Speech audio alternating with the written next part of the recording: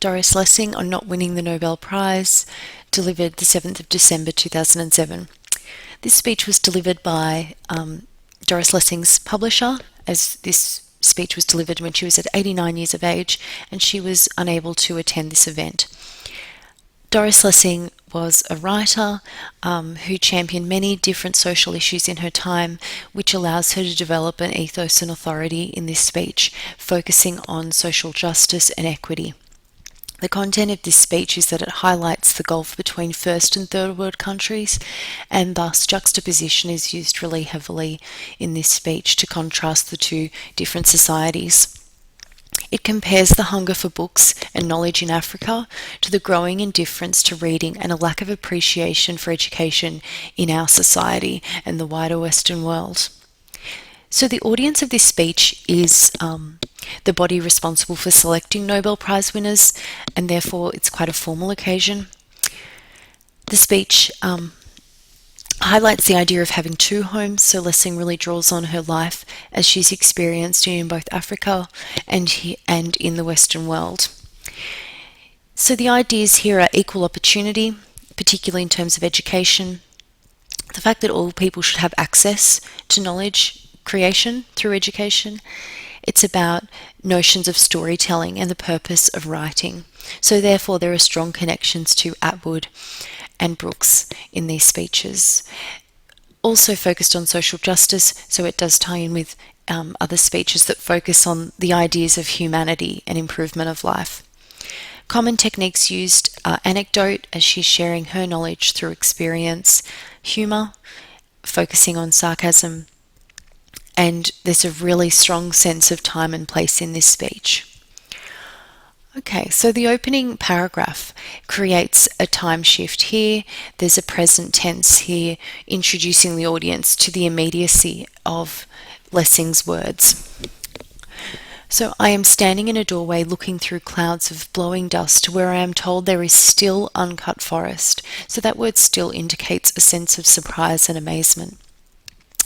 Yesterday I drove through miles of stumps and charred remains of fires where in 56 there was the most wonderful forest I have ever seen, all now destroyed. So we're getting here an image of destruction through charred remains and miles of stumps. We are placed in this location through the visual image. It transports the audience to the alternate context of Africa, which seems quite bleak, in northwest Zimbabwe. The environment is a representation of life there. All now destroyed is quite an emotive sense of what's occurring. The paragraph closes with truncated sentences, reiterating a sense of reality and the way life is. People have to eat, they have to get fuel for fires. So we are really struck by the very bleak nature in this paragraph. We have another time shift in this second paragraph from 1956 toward the early 80s. This is northwest Zimbabwe in the early 80s, and I am visiting a friend who is a teacher in a school in London. He is here to help Africa. We've got a direct quotation there, creating a sense of purpose. And then she says, as we put it. So really combining people's intent. We've got here in this paragraph the really strong language showing the effect of the cultural divide on this teacher. It was shocked him into a depression from which it was hard to recover. So we do gain a sense that this is a new experience, something different to our own community. It goes on to describe the classrooms, and we've got anaphora here with the repetition of the words no to show us what is missing in this context for education. There is no atlas or globe in the school, no textbooks, no exercise books or biros. So we're creating an image where we can see that there are limitations. And what they do have are rejects from white libraries. So here we've got quite a stark social criticism of the support offered. And she gives examples of Weekend in Paris and Felicity Finds Love to illustrate her point that there isn't much to be offered by what they have there. The next paragraph creates a symbol of struggle through the image of the goat. It is a symbol of struggle in an impoverished world. There is a goat trying to find sustenance in some aged grass. So this is a picture of going without. Even the goat is lacking the things that it requires. And then we close with a rhetorical question: how is it these people behave like this when they must know everyone is watching them? Talking about a headmaster embezzling funds. So more comment on social behaviour.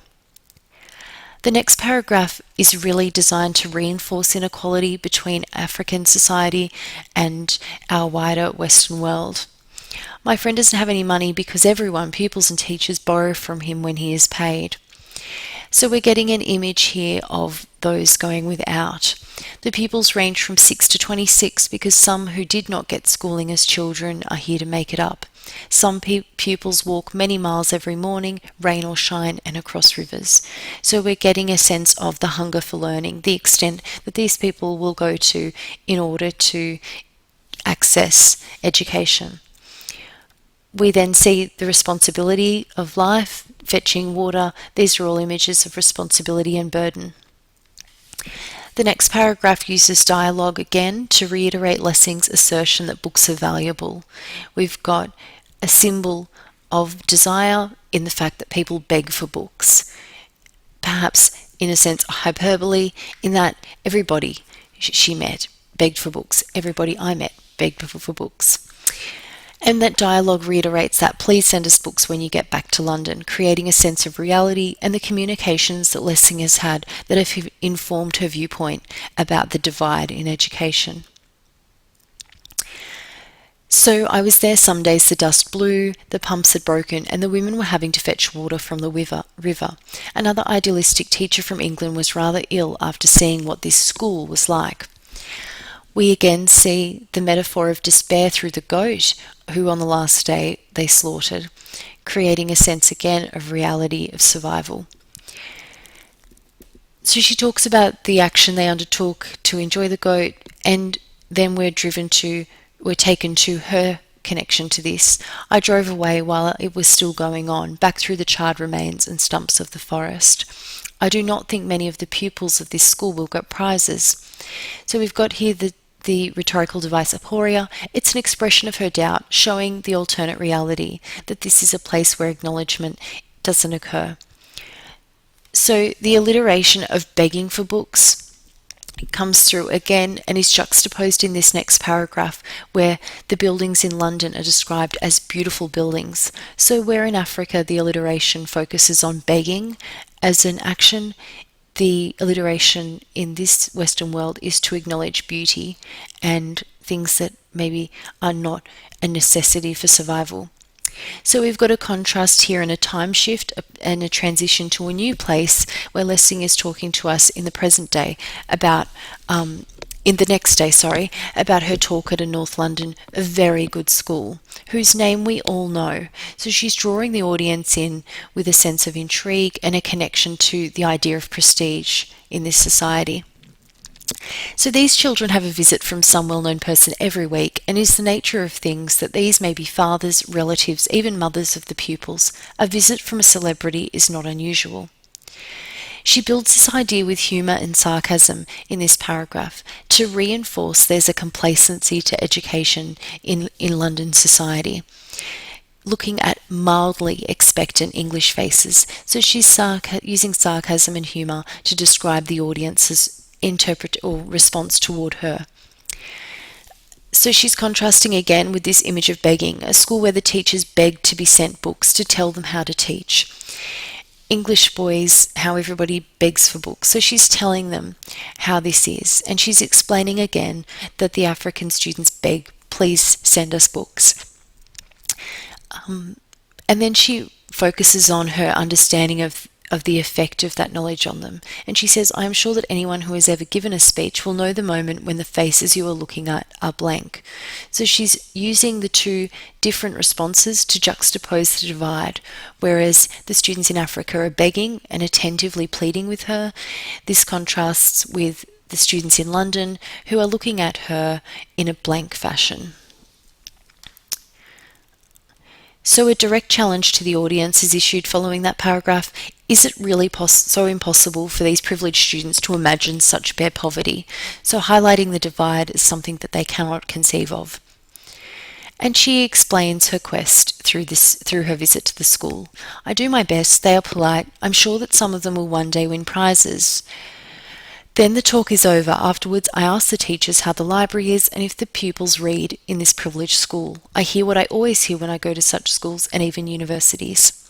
And we move into direct quotation using colloquial language to reinforce that this is just a general trend in education. You know how it is, one of the teachers says. A lot of the boys have never read at all and the library is only half used. Yes, indeed, we do know how it is, all of us. So they are confirming her opinion. So the next paragraph uses a statement to highlight the occurrence in society, to reiterate her idea that there is a divide in education. We are in a fragmenting culture where our certainties of even a few decades ago are questioned, and where it is common for young men and women who have had years of education to know nothing of the world, to have read nothing, knowing only some specialty or other, for instance computers. So she's commenting on the social norms, talking about the loss in knowledge through the fact that people learn differently than they used to. She refers to this again through a strong statement, it is a revolution, and she gives the example of the printing revolution and how that has changed our minds and our ways of thinking. Okay. So she talks about the decline in the respect for education and literature specifically. She uses past tense to indicate that there's been a social change. Reading books used to be part of a general education, highlighting that this is no longer the case. Older people talking to young ones must understand just how much of an education reading was, because the young ones know so much less, and if children cannot read, it is because they have not read. So showing us that there's a change between generations of learners. The inclusive pronouns used here indicate we in drawing us into this idea and giving us a sense that this is a cautionary message and a warning tone is used here. We all know this sad story, but we do not know the end of it. So she is drawing us in to see that where is this going, this shift in education. So we think in the old adage, reading maketh a full man, and we forget about jokes to do with popular culture things. And she redirects us to an alternate community in Africa, but we in the West are not the only people in the world. Not long ago, a friend who had been in Zimbabwe told me about a village where people had not eaten for 3 days, but as they were still talking about books and how to get them, about education, reiterating that reading is the path to empowerment in that society. The next paragraph, she anecdotally reasserts her quest for equality through education. I belong to an organisation, so using that first person to anecdotally reassert ways of bridging the divide. I belong to an organisation which started out with the intention of getting books into the villages. And she talked about the people that are there and the problem that they have finding books, because for obvious reasons, the reading material they have is not really the things that they require the most. Again, she goes on to explain the organisation. And she highlights the divide by looking at the cost of books and the reality. A good paperback from England costs a month's wages in Zimbabwe. And the fact that she had taken a box of books, and there's emotional significance in the image that the box was greeted with tears, showing the response of the African people to her gesture. She refers to the social context in Africa, talking about how government and leadership has an impact on the people, and she uses first person to create a sense of urgency and connect us to the country. When she says that people get the government it deserves, and she focuses on her response to this idea by using a first person, but I do not think it is true of Zimbabwe, to connect us to this place and the needs of the people in this community, further highlighting the divide that exists and drawing us into the need for change and a shift in the support that's offered.